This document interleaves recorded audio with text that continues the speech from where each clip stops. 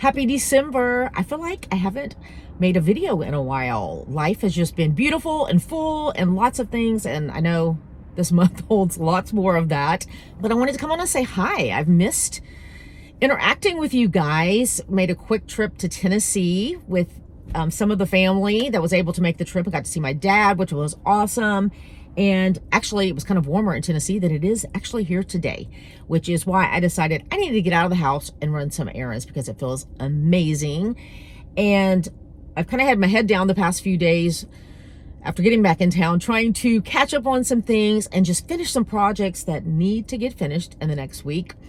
But I am really excited about closing out this last month of 2024. I always love these last few weeks in the midst of all of the things that are added into our normal schedules. It's like I feel then this hope and vision and all of the things rising up within me as we're heading into a new year.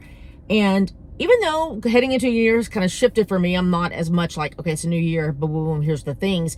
It's almost like, actually, it's reflective. It's more of a reflection time than gearing up to necessarily make a list of all the goals. It's more about even just taking inventory of what God's doing in my life,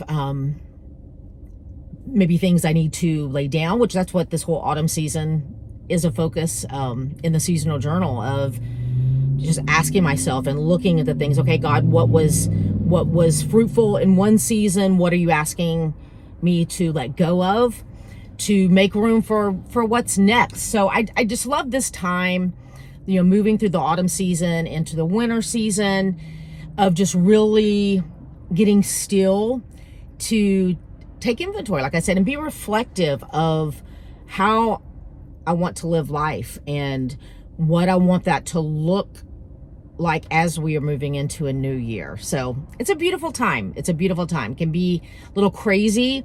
So we have to be intentional about not living in the crazy. I don't know if you're like me, but I have to talk to myself and my nervous system when I feel myself getting a little anxious of all of the things that we can stay busy with and feel pressure for in this season, and just remind myself of what is true and live in the truth that I want to live in. Because I've always been about, in any season, not living into the expectations of culture. And that's so easy to do because we can walk at any store and just what everybody's talking about, and we can get so caught up in that, and just having the ability and being intentional to stop and say, okay, I understand all this is going on, and if you love it, then jump in and do all of the things. But I want to challenge you, do the things that are meaningful to you. Just because it might be a cultural norm or what a lot of people are doing at this time, if it doesn't bring life to you and it's not something you really want to be doing, don't feel the pressure to do it. I mean, create the life that you want to live and live in the peace of that. That's where I'm at. That's where I'm wanting to live these days. And I feel like I did that even when my kids were young. It's like I just always trying to evaluate and not live my life according to what everybody else was doing. I wanted to live the life that I felt called to, and the plans and the purposes that I felt like God had for me and for my family. And so I just want to encourage you and give you the permission. If you're waiting on permission from somebody, it's not usually going to come. You'll have to give yourself permission to live the life that you were designed and created to live. But anyway, that's not why I'm here. Even this morning, as I was getting ready and processing because I do this every year, because I feel like the season can be so intense and there's just so many expectations that I know you're feeling. We all feel them. And just kind of processing that in my head. And I had the thought that so much of those expectations and those feelings, those experiences, when we're planning and doing things for people, for ourselves, it's really not about all the things. Does that make sense? It's really not about all the things. It's not about the presence. It's not about this perfect experience of this. All of these things that we plan and that we want to experience, it's really not about all of those things. It's all about this end goal. Really, it's about the feeling, the experience, what we want to experience. But we don't have to, it's not about the present. You know what I'm saying? We don't have to have that present to experience that. We don't have to go to this place to experience that.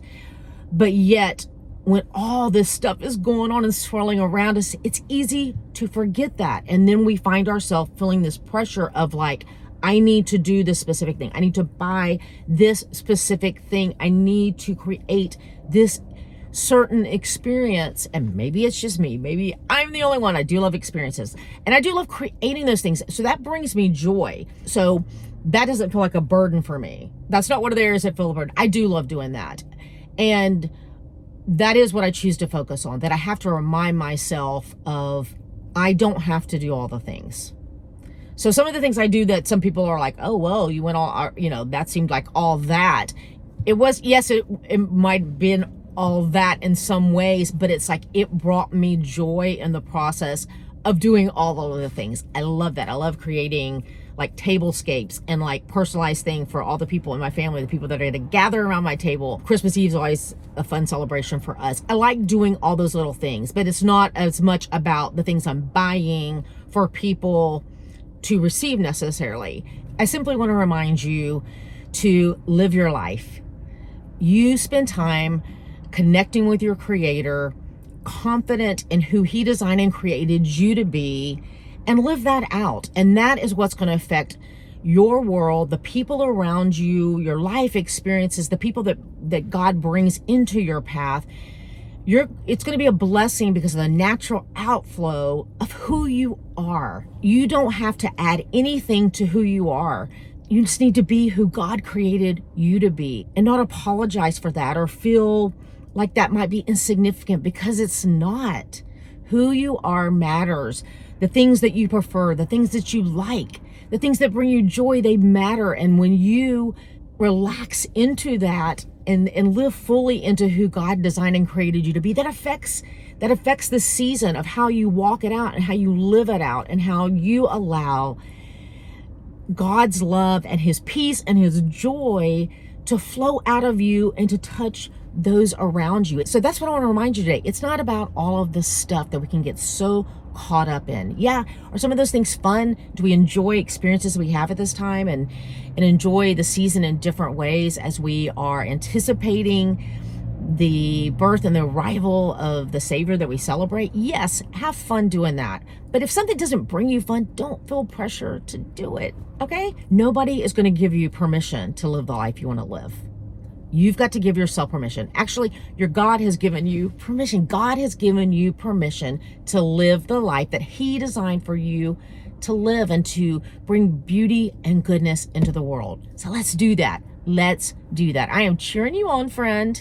And I need to get in here and get some stuff done so I can get back home and finish some things I need to. But anyway, love you guys, and we'll talk soon. Well, it was cold outside, so I want some chili. So I came here to Walmart because they have these particular beans that I like. So I want to show you.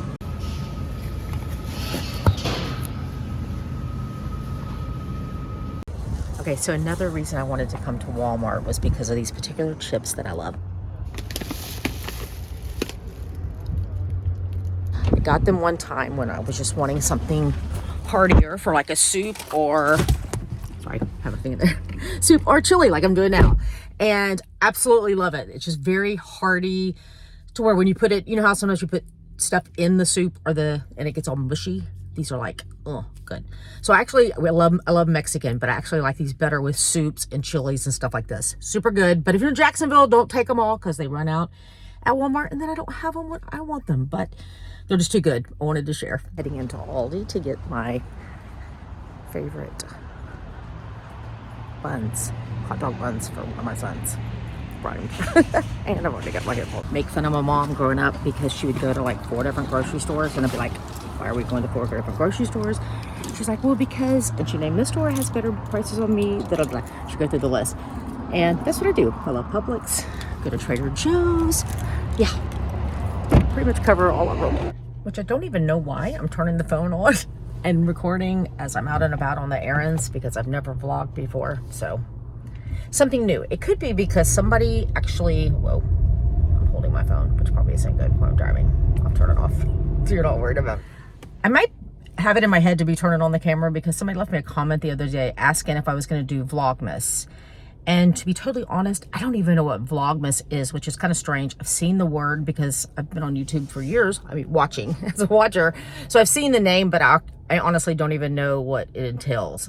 But I did know that I could not add anything else to my plate. So not doing Vlogmas, but I'm doing a little vlogging today, I guess. I don't even know technically what's considered vlogging, but this is it.